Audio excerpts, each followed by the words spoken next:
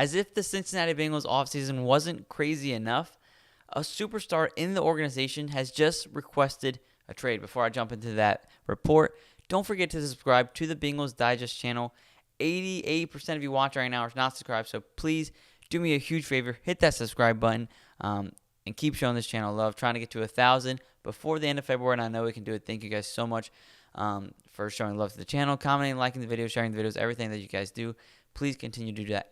It means so much to me, more than I could ever explain. But let's jump right into the board.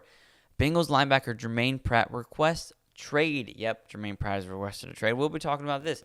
Assessing Germaine Pratt trade value. What will Bengals get if they trade veteran linebacker? So, he was Germaine Pratt at the beginning of the offseason, which it still is now.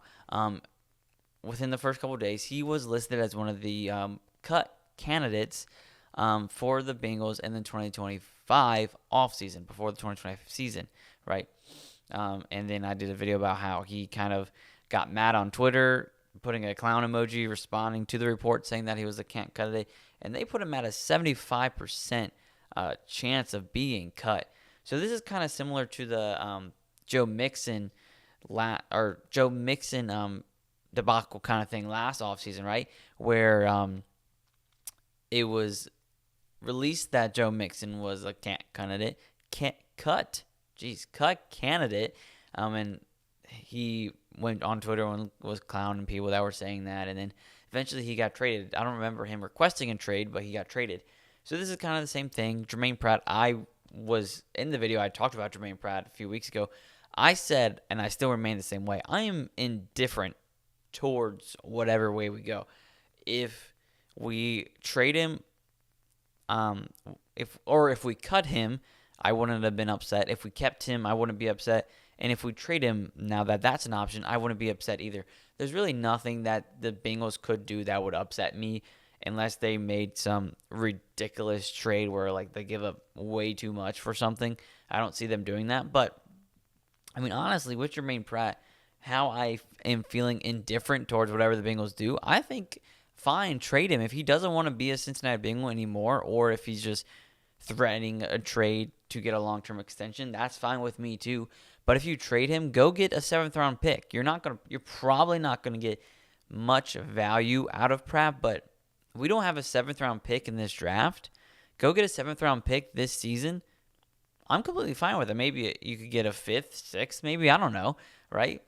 Try to see what you can get in the draft this season. Try to get as many draft picks you can this season. And I would be perfectly fine with that. If I saw we traded him to whoever, hopefully not a division rival or anybody in the AFC, but if it's outside of the AFC North, I'm fine with it, except the Chiefs. Go get a 7th-round pick. Go get a 6th-round pick, maybe a 5th-round pick. I'm fine with that. Load at least one more draft pick for this season so you have more options.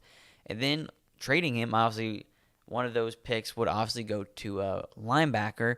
And there's a few options at linebacker in the draft. But then also you could go through free agency. That's what I'm going to talk about this video. First, this is a guy we've talked about before, Jahad Campbell out of Alabama. I love Jahad Campbell. He is a versatile linebacker. He's kind of a linebacker / edge rush mix. Go watch his highlights and you'll see exactly what I'm talking about. This season, he had 55 solo tackles, 5 sacks, 2 forced fumbles, and 1 interception. He had finished with a PFF grade of 81.6. He's projected to go first round. I would be surprised if he falls to the second round. Definitely would be surprised if he fell to the Bengals in the second round. So I think if we were to take Jahad Campbell, I think it would have to be with our 17th pick. And I know by reading some of your comments, you guys are more leaning towards the defensive line, which I'm not disagreeing with. But I'm saying if you want a guy like Jahad Campbell, who is going to be a day one starter, you're going to have to take him with the 17th overall pick. And I wouldn't be mad at it. I've talked about that. I said I would take him at the 17th overall pick. He is definitely worth the 17th overall pick, but would you put the need of the linebacker room over the defensive line room? I don't know if I'm 100% comfortable with that. Considering I'm fine with our linebackers, even if we get Germaine Pratt, I think we would need to go get a guy, obviously, but I'm fine with them. Like, We would still have Logan Wilson, who I think is one of the best linebackers in the league. Shaka Hayward showed out at the end of this, towards the end of the season. Gaithers, Gaithers Davis, whatever we do with him, Akeem, whatever we do with him, I like him enough. So those three guys, plus adding another guy, I would be fine with a linebacker room. If it's Jahad Campbell, I would be completely fine with that. There's some options in free agency. A guy that I would be interested in, Ernest Jones, right? He was kind of similar in season to Germaine Pratt. So let's go back to Germaine Pratt, right? This season, 80 solo tackles. He was top 10 in tackles this season, but also like top 10 in missed tackles this season, which was funny. 80 solo tackles, 0 sacks. So Jahad Campbell would add that sack factor into the linebacker room. 2 forced fumbles and 2 interceptions. That was kind of Germaine Pratt's big strength. He was always coming up in clutch moments with clutch interceptions. But PFF grade-wise, 60.2 overall, 52.2 pass rush, 70.1 run defense, and 53.4 pass coverage. All of that is around average. Than the run defense, 70.1 is a little bit slightly above average. But going back to Ernest Jones, similar season, 77 solo tackles, half a sack, 1 forced fumble, and 1 interception. Similar PFF grade, 60.70 overall, 59.6 run pass rush, 73.6 run defense, and 48.5 coverage defense. So similar seasons from both of them, Germaine Pratt and Ernest Jones. I would be fine with signing him if we could get him to a low deal. Germaine Pratt, paying him roughly $7 million a year. I think you could get Ernest Jones for a little bit less for pretty much the same production, which I think would be nice. But even maybe with Al Michaels as our new defensive coordinator, I think there's an option later in the draft. Jack Kaiser, linebacker from Notre Dame. I don't think that's really a terrible pick. He's already familiar with Al Golden. He was developed by Al Golden, and we've seen how Logan Wilson and Germaine Pratt have come of being developed by Al Golden. He has a relationship with him already. He already knows his scheme, so I think it would be a nice fit.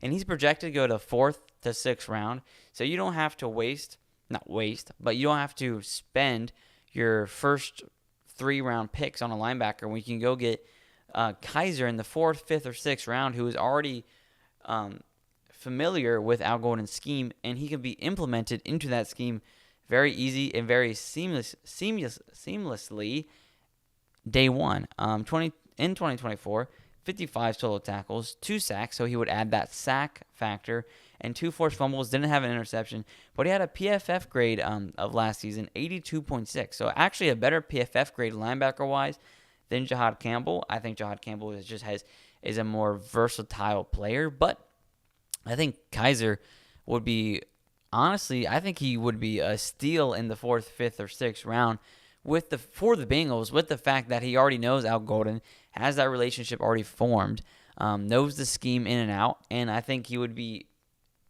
able to play day one, which is, I think Cincinnati needs to go after guys this entire draft with the mindset of let's get guys who can start right away, especially with the 1st round pick. But if you can get a guy in the 4th, 5th, or 6th round who is going to start immediately, like a guy like Kaiser, oh my goodness, I think that would be a steal in the draft.